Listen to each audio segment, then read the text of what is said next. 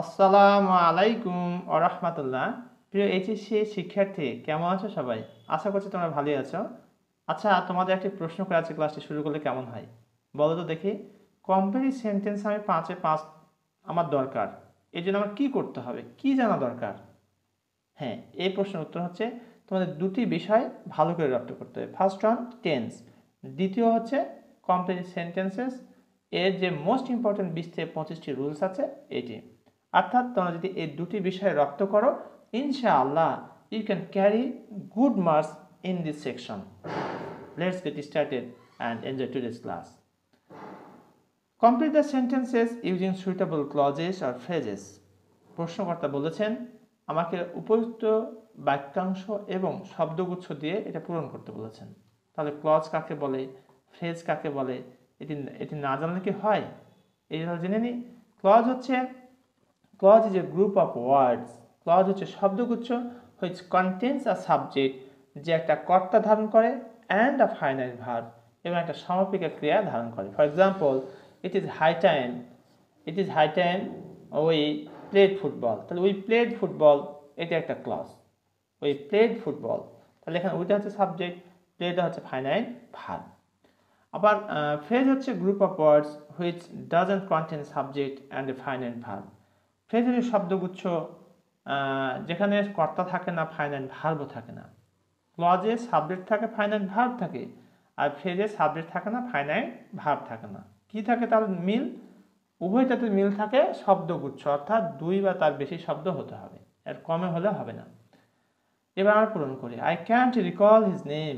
Recall মানে স্মরণ করা, আমি তার নাম স্মরণ করতে পারি না।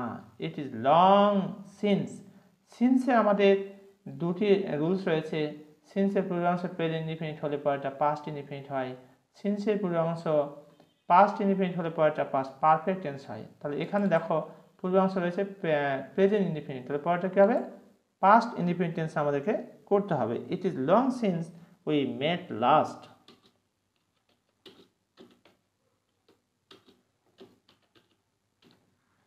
ওই মেট লাস্ট, এটাকে আমরা কালার করে দিচ্ছি বোঝার সুবিধার্থে।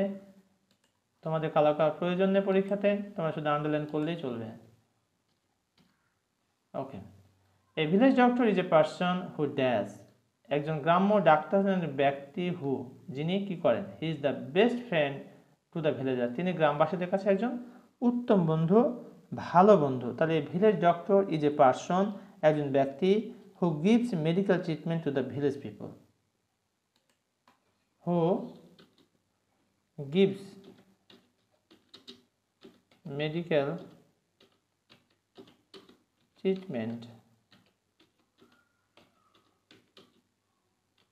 to the villagers.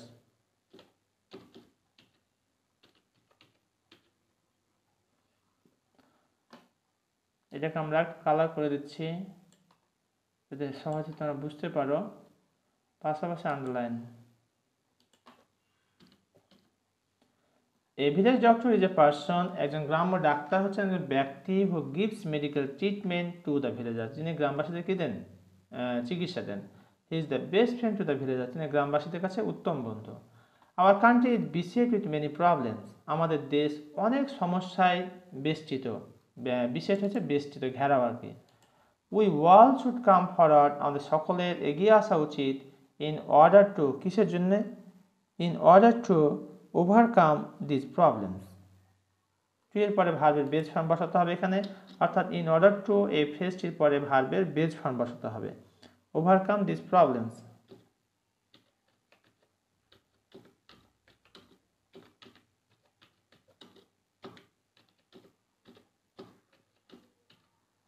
প্রিয় শিক্ষার্থী, তোমাদের আমি বলেছিলাম যে ক্লজের সংজ্ঞা কি, ফ্রেজের সংজ্ঞা কি, এই বোঝার সুবিধার্থে আমি তোমাদের উদাহরণ থেকে দেখাই দিচ্ছি।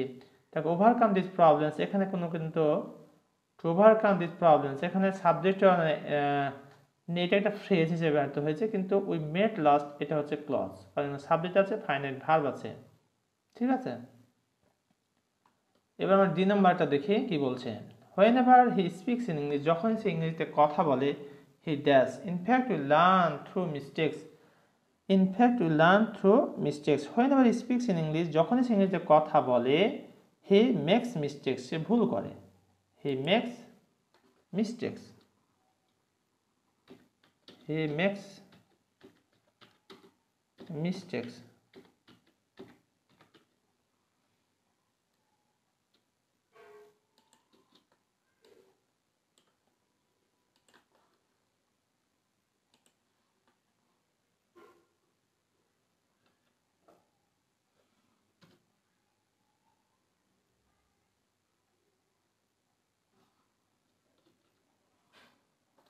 Whenever he speaks in English, he makes mistake. তখন সে কি করে? ভুল করে.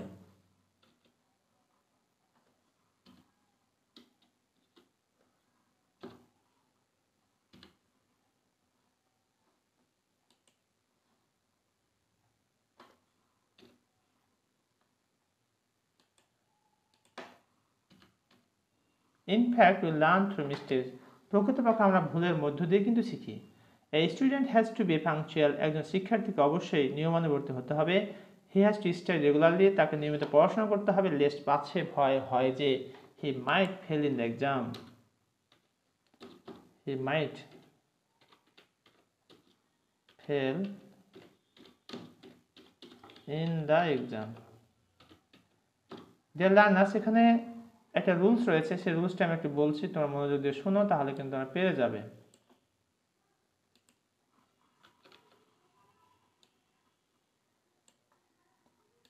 এই রুলসটি হলো, লিস্টের পরে সাবজেক্ট হয়. লিস্টের পরে কি হবে? সাবজেক্ট হবে. সাবজেক্টের পরে শুড অথবা মাইট বসাতে হবে, এরপরে V1 বসাতে হবে. খেয়াল করো, লিস্টের পরে সাবজেক্ট হি, মাইট হচ্ছে, তারপরে ফেল ভার্বের বেস ফর্ম. অর্থাৎ লিস্ট যেখানে দেখবে এরপর আমাদের সাবজেক্ট বসাতে হবে, এরপরে শুড অথবা মাইট, তারপর ভার্বের বেস ফর্ম. এতক্ষণ পর্যন্ত আমরা বরিশাল বোর্ড 2022 সালের কমপ্লিট সেন্টেন্সগুলো নিয়ে কথা বললাম. আশা করি তোমরা ইতিমধ্যে এই বিষয়গুলি বুঝতে পেরেছো. এরপর তোমাদের কোনো যদি বুঝতে সমস্যা হয়, তাহলে কমেন্ট সেকশনে গিয়ে একটা কমেন্ট করে দাও কোথায় সমস্যা হয়েছে বা কেন তুমি সমস্যা ফেস করছো. আমি ইনশাআল্লাহ তোমার এই কমেন্টের রিপ্লাই দেবো. Thank you very much for watching this video. আসসালামু আলাইকুম ওয়া রাহমাতুল্লাহ.